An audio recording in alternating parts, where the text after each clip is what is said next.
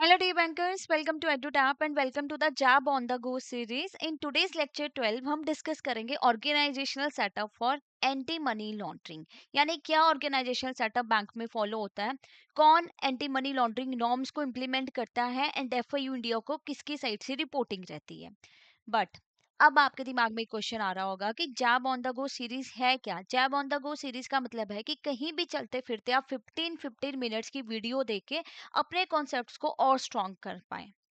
आपको स्पेसिफिकली जो है, ये नहीं है कि आपको स्पेसिफिकली 1-2 आवर्स जो है वो डेडिकेट करने पड़ेंगे तब आप पढ़ाई कर सकते हो। हमारा मेन ऑब्जेक्टिव यही है कि आप कभी भी कहीं से भी ना 15-15 मिनट्स की वीडियो देखो, अपने कॉन्सेप्ट्स को क्लियर करो और जैब में 2026 को क्लियर कर पाए। Right, so that's why we have launch this series जिसका नाम है on the go series. Okay, तो आज का हमारा जो टॉपिक है, I have told you organisational setup for anti money laundering. But अगर आप टारगेट करें ना जैब में 2026 को, तो you should have a fair idea of previous year question, most important topic and important MCQs. Most important topic आपको बताते हैं कौन कौन से इंपॉर्टेंट टॉपिक हैं, उनको कैसे अप्रोच किया जा सकता है। प्रीवियस ईयर क्वेश्चंस क्या बता रहे हैं आपको, रियल एग्जाम का पैटर्न कि ईयर पर ईयर किस तरीके का पेपर आता है, कहाँ से केस स्टडी बेस्ड क्वेश्चंस आ रहे हैं, कहाँ से मल्टीपल स्टेटमेंट क्वेश्चंस पूछे जा रहे हैं एंड इंपॉर्टेंट एमसीक्यूज की प्रैक्टिस करने से आपकी स्पीड और एक्यूरेसी दोनों बढ़ती है। तो ये डॉक्यूमेंट काफी हेल्पफुल हो सकता है आपकी जैब में 2026 की प्रिपरेशन के लिए। तो डिस्क्रिप्शन बॉक्स में जाइए, इस डॉक्यूमेंट को आप एक्सेस कर सकते हो। Right, so let's start with the today's topic जिसमें हमने बात करनी कि पीएमएलए फ्रेमवर्क बोलता क्या है। देखो, as per PMLA rules bank को क्या करना होता है, डेजिग्नेट करने होते हैं की functionaries to meet anti money laundering obligation under PMLA. हम क्यों करना है, हमने prevention of money laundering act के बारे में पढ़ा, जहां पे पनिशमेंट्स के बारे में बताया हुआ था, क्या नॉर्म्स इंडिया में फॉलो होते हैं और किस तरीके का सेटअप होता है। बट बैंक कौन से फंक्शनरीज को डेजिग्नेट करे कि जो पीएमएलए ऑब्लिगेशन है वो ग्राउंड लेवल पे इंप्लीमेंट हो पाए ना बैंक में। तो मैंडेटरी डेजिग्नेशंस क्या रहती है, first is designated director DD and second one is principal officer बोल लो या मनी लॉन्ड्रिंग रिपोर्टिंग ऑफिसर बोल लो। एंड एडिशनल अरेंजमेंट्स क्या रखी जाती है, एक distinct anti money laundering functional unit या जिसको बोला जाता है एंटी मनी लॉन्ड्रिंग टीम, वो भी एस्टेब्लिश की जाती है जो ग्राउंड लेवल पे स्टाफ काम करता है। बेसिकली कस्टमर की केवाईसी की जाती है जिनके द्वारा। ओके, तो यहाँ पे रिस्पॉन्सिबिलिटीज जो भी रहती हैं KYC anti money laundering norms को लेके, वो सबको अपनी अपनी पता होनी चाहिए प्रॉपरली कि क्या रिस्पॉन्सिबिलिटी है किस पर्सन की। अब सबसे पहले बात करेंगे डेजिग्नेटेड डायरेक्टर की। कौन है डेजिग्नेटेड डायरेक्टर? डेजिग्नेटेड डायरेक्टर वो होता है जो ओवरऑल कंप्लायंसेस देखता है।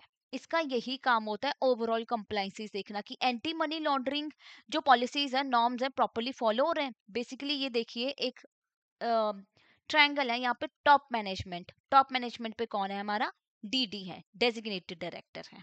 ओके, तो कौन कौन हो सकता है डेजिग्नेटेड डायरेक्टर, मैनेजिंग डायरेक्टर या whole time director of a company can be designated director. Partnership firm में मैनेजिंग पार्टनर हो सकता है, प्रोप्राइटरशिप में प्रोप्राइटर हो सकता है। कौन होता है प्रोप्राइटर, सेल्फ, जैसे क्या होता है किसी पर्सन ने अपना एक बिजनेस चलाया है तो वो उसका मालिक है, वही प्रोप्राइटर होता है। ठीक है, जैसे करियाना स्टोर वगैरह जिसने ओपन किया होता है, राम करियाना स्टोर लिखा है तो राम क्या प्रोप्राइटर है।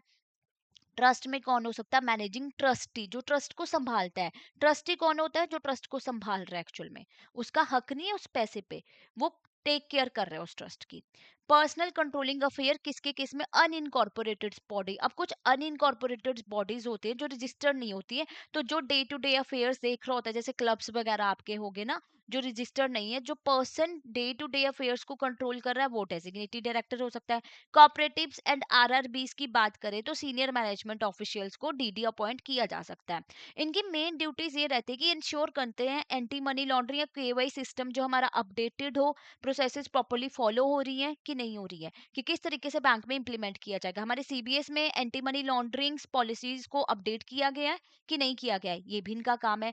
और ये इंश्योर करेंगे कि जो हमारा स्टाफ है वो स्किल्ड हो, उनको पता हो स्टाफ मेंबर को कि हमने क्या है एंटी मनी लॉन्ड्रिंग्स के रिगार्डिंग नॉर्म्स फॉलो करने, हमने प्रॉपर्ली केवाईसी करनी है हर एक कस्टमर की, चाहे कोई वन टाइम पैसे जो है ट्रांसफर करने आया है, चाहे अकाउंट ओपन कर रहा है या थर्ड पार्टी प्रोडक्ट सेल कर रहा है, सबकी प्रॉपर केवाईसी होगी। हमें मेजर भी लेने हैं to address involving money laundering और टेरर फाइनेंसिंग रिस्क। तो ओवरऑल कंप्लाइंसेस प्रॉपर्ली पूरा चेक रखना और ये मेजर्स लेना कि कैसे हम मनी लॉन्ड्रिंग और टेरर फाइनेंसिंग जैसी रिस्क को कम कर सकते हैं, जीरो पे लेके आ सकते हैं। तो ये होती है आपकी डेजिग्नेटेड डायरेक्टर की roles and responsibility. Then comes your principal officer PO. तो इस ट्रायंगल में हमारे डीडी थे टॉप लेवल पे, अब हमारे मिडिल लेवल पे कौन आगे, पीओ आगे। प्रिंसिपल ऑफिसर बोलो या मनी लॉन्ड्रिंग रिपोर्टिंग ऑफिसर बोलो, इनका मेन फंक्शन क्या है, इन्होंने क्या मॉनिटर करना है कि इंप्लीमेंटेशन हुई है properly KYC and anti money laundering policy की, और रिपोर्ट करेंगे ट्रांजेक्शन एंड इन्फॉर्मेशन शेयर करेंगे एफआईयू इंडिया के साथ। यानी जब भी कोई सस्पिशियस ट्रांजेक्शन पाई जाती है, रिपोर्टिंग्स करनी होती है, डिफरेंट रिपोर्टिंग ऑब्लिगेशंस होती है ना जो करनी पड़ती है, तो वो वाली जो रिपोर्टिंग है वो प्रिंसिपल ऑफिसर या मनी लॉन्ड्रिंग रिपोर्टिंग ऑफिसर बोलो एक ही बात है, वो करेगा एफआईयू इंडिया को। एफआईयू इंडिया को ही जाते हैं ना आपकी रिपोर्टिंग्स, फिर वो एनालाइज करते हैं, चेक करते हैं और आगे फॉरवर्ड कर देते हैं ईडी को अगर उनको लगता है। Liaison with law enforcement agencies, यही कि इनके साथ तालमेल प्रॉपर बैठा के रखना। जब ईडी ने कहा कि ठीक है हमें इस पर्सन की अकाउंट डिटेल चाहिए, तो आप उनको प्रोवाइड करोगे। सबमिट करना periodic report to top management और बोर्ड, जब ऑडिट्स वगैरह होते हैं आपसे रिपोर्ट्स मांगी जाती है, आरबीआई का ऑडिट है या टॉप मैनेजमेंट्स को कुछ डिटेल्स चाहिए, तो वो भी आप उनको सबमिट करोगे। एंड अगर आपका जो anti money laundering monitoring system है क्या वो अपडेटेड है, वो भी कौन इंश्योर करेगा, प्रिंसिपल ऑफिसर इंश्योर करेगा। यानी क्या जो हमारा सॉफ्टवेयर है वो जो हाई रिस्क वाले कस्टमर हैं उनको आइडेंटिफाई कर पा रहे हैं कि सस्पिशियस जो एक्टिविटीज हो रही हैं पता चल रही है, ऐसा ना होना कि अपडेटेड ही ना हो सिस्टम और वो रिकॉग्नाइज ही ना कर पाए। ये सब इंश्योर किया जाता है प्रिंसिपल ऑफिसर के द्वारा, राइट। फिर एंटी मनी लॉन्ड्रिंग टीम, तो जैसे हमने बात की कि ये टॉप लेवल पे डीडी है, मिडिल लेवल पे क्या है, प्रिंसिपल ऑफिसर है, एंड लोअर लेवल पे कौन आते हैं, हमारे एंटी मनी लॉन्ड्रिंग टीम आती है।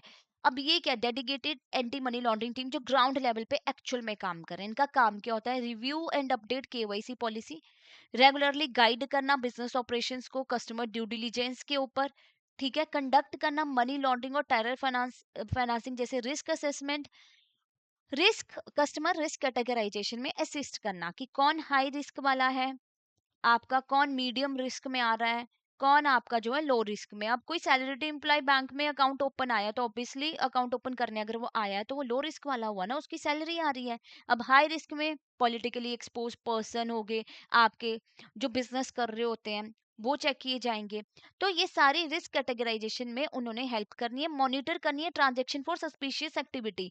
अगर किसी स्टूडेंट के अकाउंट से नॉर्मली उसके अकाउंट में 10,000 पर मंथ आता है, उसके अकाउंट में स्टूडेंट है, उसके अकाउंट में ऑल ऑफ सडन 2 लाख अगर आने लग जाए, 3 लाख आने लग जाए और बार बार आने लग जाए, और पता ही नहीं है सोर्स ऑफ फंड कौन कहाँ से जो है वो इसमें ऐड कर रहा है अमाउंट, तो आपने वो ट्रांजेक्शन को मॉनिटर किया, सस्पिशियस एक्टिविटी हुई है और इसको रिपोर्टिंग करोगे आप एफआईयू इंडिया को। सबमिट करनी prescribed report and information FIU India को, क्योंकि प्रिंसिपल ऑफिसर को जो आप सबमिट करते हो रिपोर्ट्स आगे जाती हैं, तो इनका काम भी ये होता है, एंटी मनी लॉन्ड्रिंग टीम का भी। तो ये प्रॉपरली ऑर्गेनाइजेशन सेटअप है हमारा कि सबसे ऊपर होता है डेजिग्नेटेड डायरेक्टर जो टॉप लेवल का पर्सन है, जैसे आपके बैंक में जो ब्रांच मैनेजर्स हैं या हेड ऑफिस में टॉप लेवल के पर्सन होते हैं जो ओवरऑल कंप्लाइंसेस देखते हैं।